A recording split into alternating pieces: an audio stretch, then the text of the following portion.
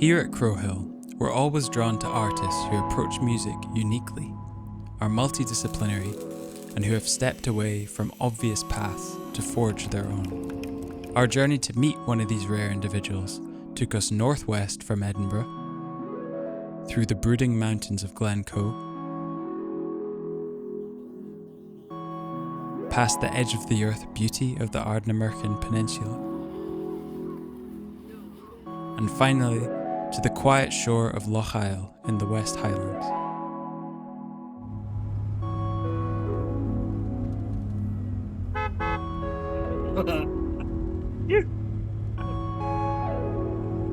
There we landed at a studio known simply as The Lengths, a modernist building constructed from a derelict 60s primary school. It is the home and workplace of Lomond Campbell, a composer, producer, instrument inventor, and general maverick whose creations resist easy categorization. I was captivated by the stark elegance of Lomond's inventions and his steadfast creative vision. Eager to dig deeper, I joined him on a balmy afternoon on the banks of Loch Isle. We're here at The Lengths in Fort William, is that right? Or near Fort William?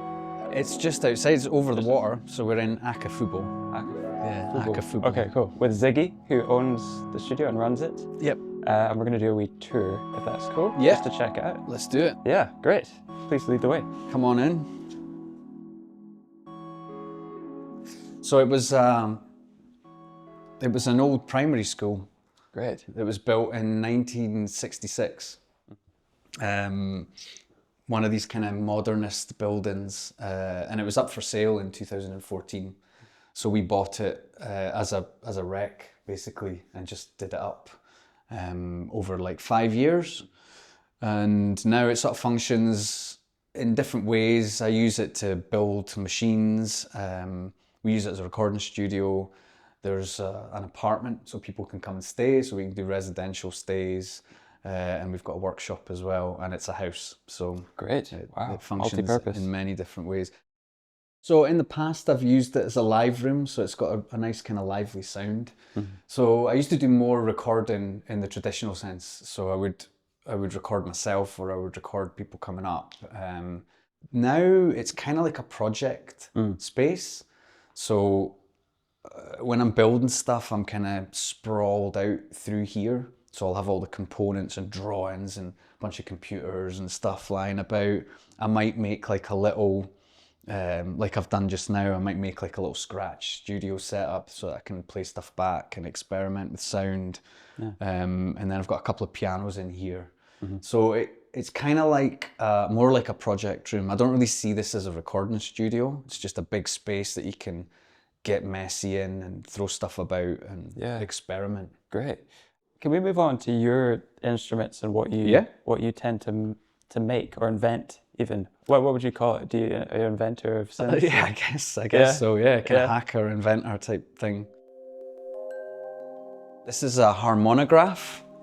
So basically it's an old device that was used for illustrating mathematical harmony. So you have these two pendulums.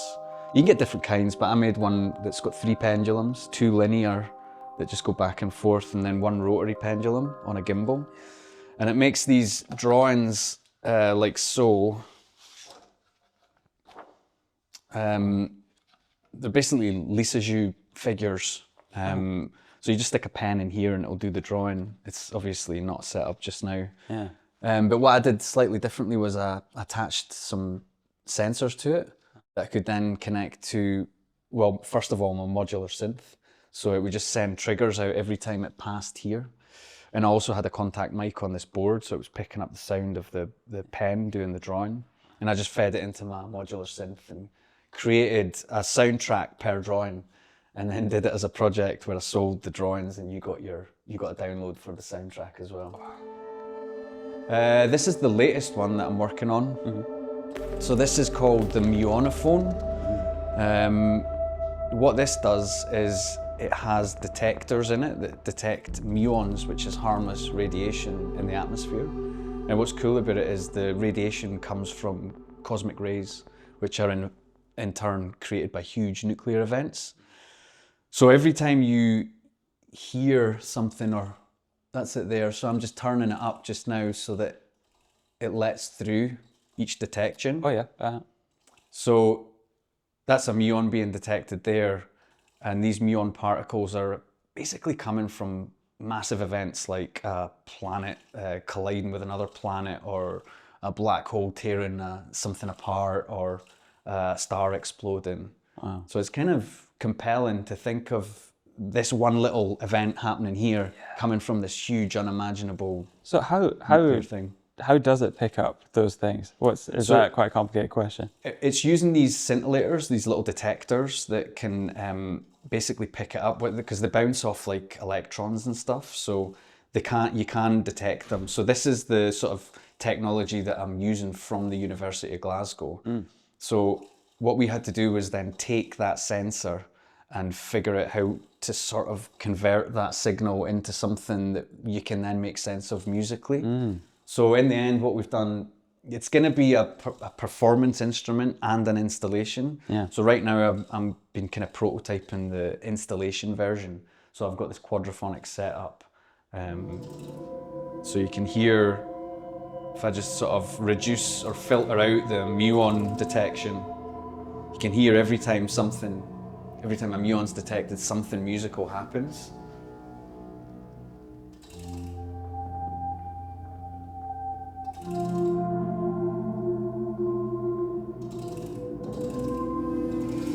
Wow. So really what it's putting out is, it's giving me velocity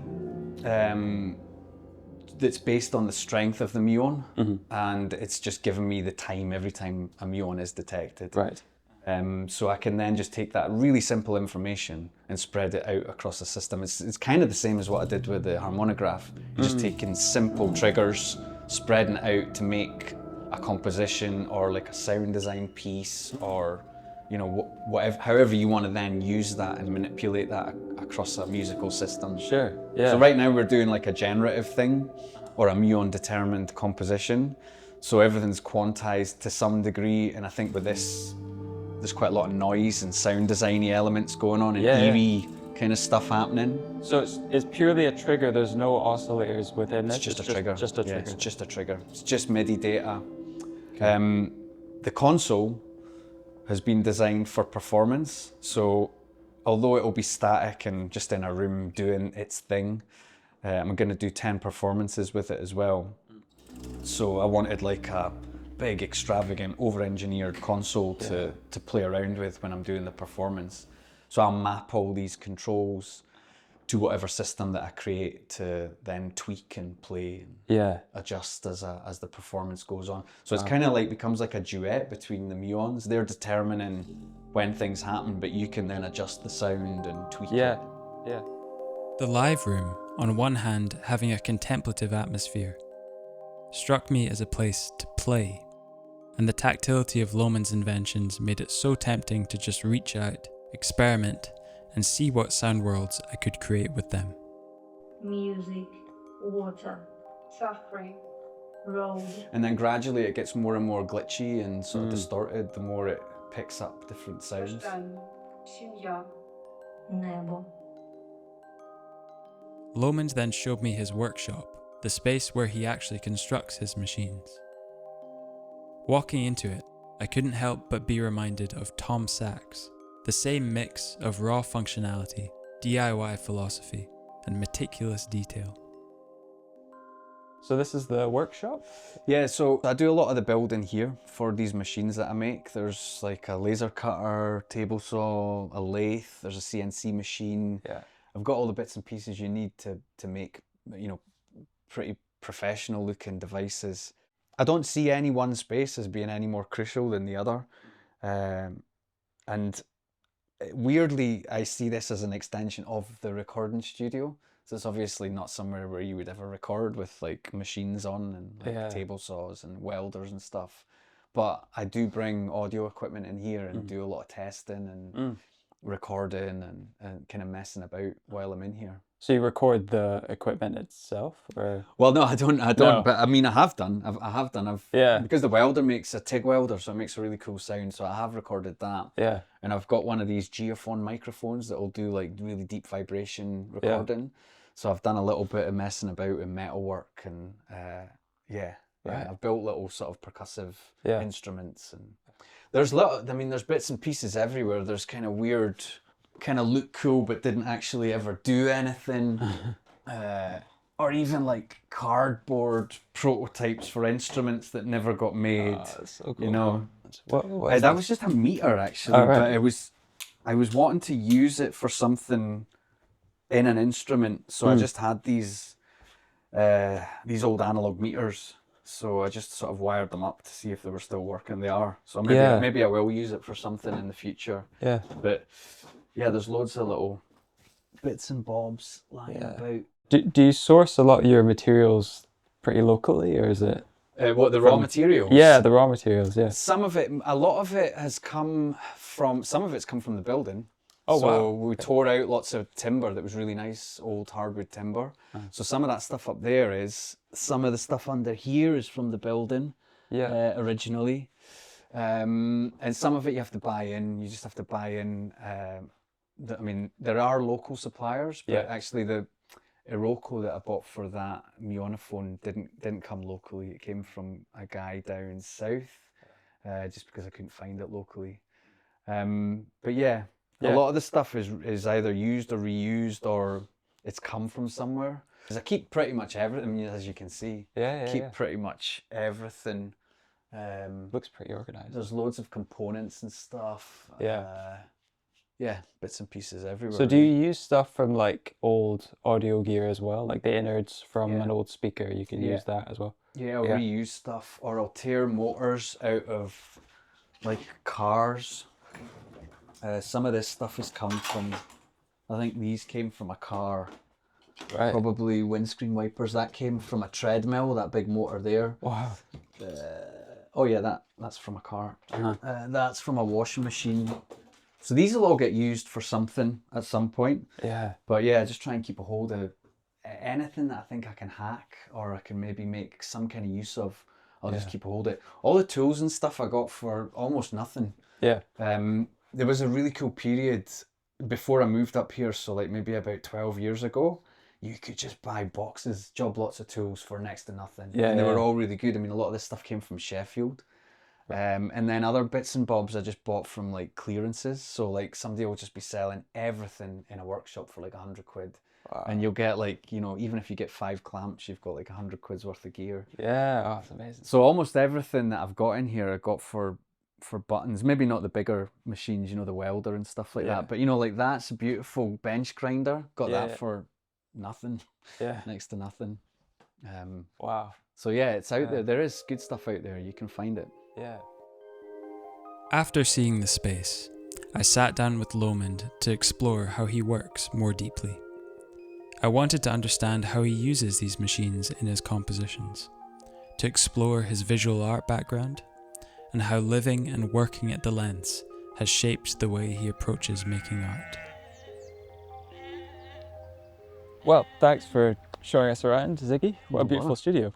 To start with a bit of a trite question, can I ask, who is Lomond Campbell, or Ziggy, and how did you get here?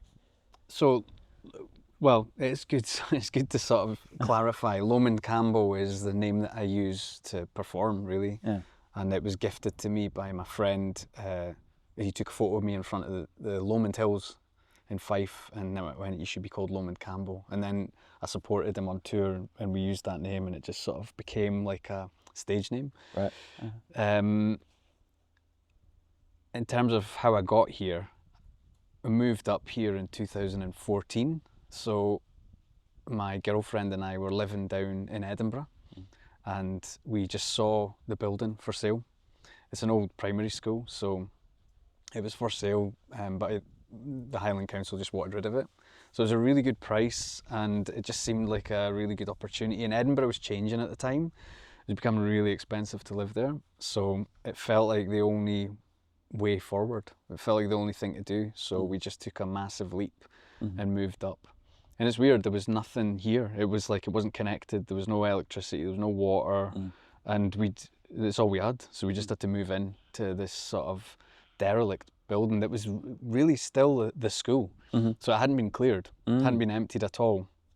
All the tables were still there, all the kids' paintings were still on the wall, all the files were still in the filing cabinet. It's as if it just one day they went right out, everybody, and they just locked the doors. So it's a 60s school, right? But you've kept the kind of mid-century qualities in, I guess the architecture is largely the same. It's the same kind of like, what would you call it, structure, I guess.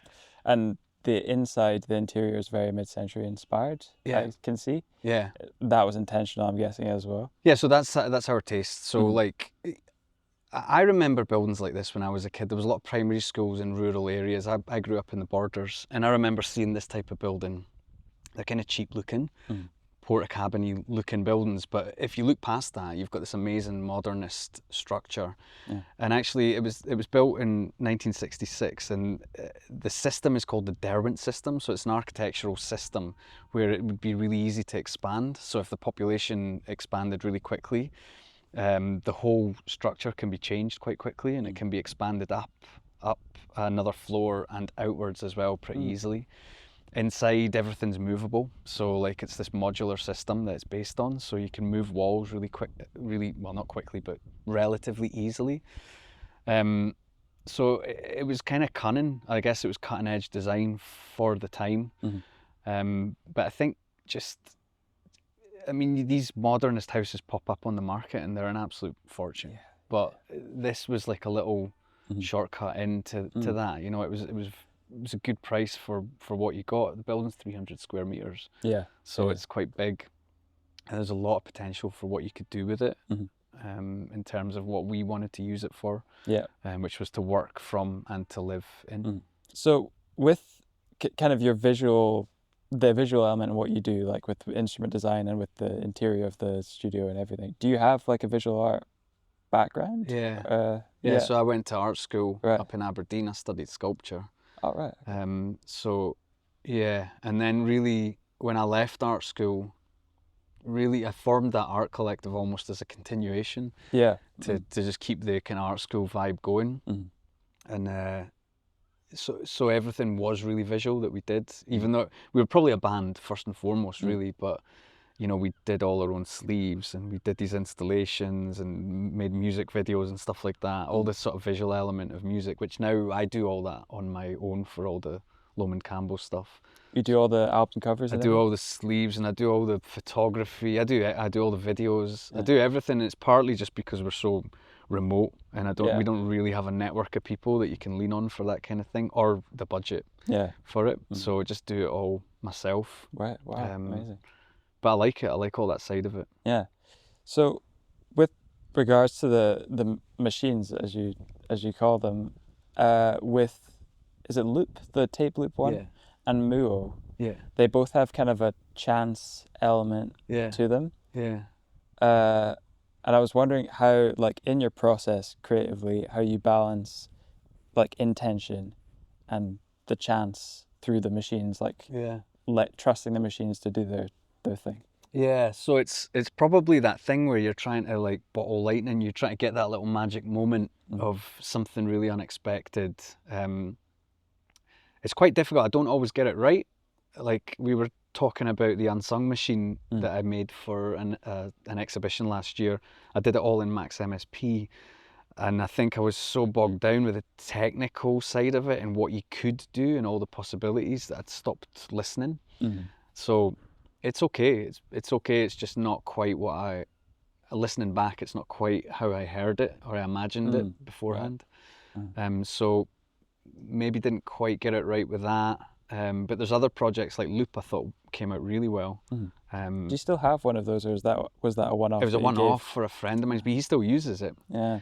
Muo is the same, but I mean, these are all like really, as we were saying earlier, they're all really simple idea or simple source triggers, simple signals that you then expand up and make do sort of unpredictable things or chance elements. Yeah. But at the same time, I always quite like to play along or put your own stamp on it as well, or react to it. Yeah. So that's kind of the balance that I'm always trying to get with all of my projects, just to let it do its own thing, but also play along with it. Yeah. So would you describe that as generative music? Is that? I think probably it is, yeah. Although when you look at it, it's all parameters that you've set. Yeah. You know, Yeah, yeah. you're in control of it quite a lot. Yeah. You set up all the sort of paths that it could go down. Yeah. So even though it's like, okay, it's like, you know, whenever a star explodes, eventually we're going to get a little trigger going off on this machine. Yeah. You know, how random is that? And it's like, yeah, well, it is random. But then once that happens, what that spreads out and does musically is sort of been written almost. Yeah, or, yeah. Or sort of pre-composed in a way. And you get to set the limit as well. Yeah. So it's all like, you know, it's like quantizing. So what key is it going to be in? What's the range? How many octaves is it going to go over? What's the chance of the note that it's going to hit? Yeah. You know, where on the keyboard is that going to be? You can sort of fence things off. And then it does become like composing, because you're like, oh, well, that voice suits bass. So let's make sure if that's going to trigger, we'll make sure it's down that end. This one's nice, sits nicely in the mid-range, so we'll make sure it's only going to trigger a sound there. Yeah. I see what you mean. So think of it almost like an EQ kind of. Yeah. That's Or like cool. a band, almost. Yeah. You're creating a band of course. voices. Yeah. Cool. Apart from, I mean, mid-century is obviously part of it, but what are the other kind of visual influences that you draw upon? I mean, I love old synths. I love the look of old synths, especially when they were bigger. You know, it was like, obviously the Moogs and stuff are beautiful, and I love like the old Prophets and instruments like that. But I mean, sculpturally, like I'm really into like modernist sculpture as well. Sure. So like some of those machines that you see in there are a bit more sculptural than others, and some of them, like the Unsung machine. So you're basically you're asking somebody to do something they do every day. So every day with your phone, you text, you enter words into a machine. Yeah. So it's like, well, how do you get people to slow down a little bit and think about the word that they're putting in when it's so secondhand? You know, you just. So then you started looking at telecommunication systems from like the 1800s, when telecommunications was in its infancy. You started looking at like machines that were invented before the QWERTY keyboard. So like, there was some amazing things I looked at. There was things that I was working with the National Museum of Scotland at the time, so I got to go and look at their collections. Yeah. And they had like these devices that were for communicating, that were like keyboards, like musical keyboards, piano keyboards. And there were other things that had like these big brass sort of wheels that you turned to enter in the letters. And it was all so clunky and so slow and like laborious. And that was the idea behind the Unsung machine. It was like, right, how do you slow it down so that you're literally having to think about each letter that you're putting into the word? So then you can hear, because it's going so slow, you can hear what's happening to the music as you're putting the word in. I guess you have many ideas for synths and stuff, but is there anything in future that you're looking to really build? Weirdly, no. I'm kind of like, this one was such a headache that I'm kind of like, I'm gonna like think long and hard before I start another project. Yeah. I think this one was just such a head wrecker. The muonophone has been such a head wrecker, but I mean, there's always stuff. I'm always thinking of little ideas. But I think it's like you could make a beautiful looking synth just for the sake of having a beautiful looking custom synth.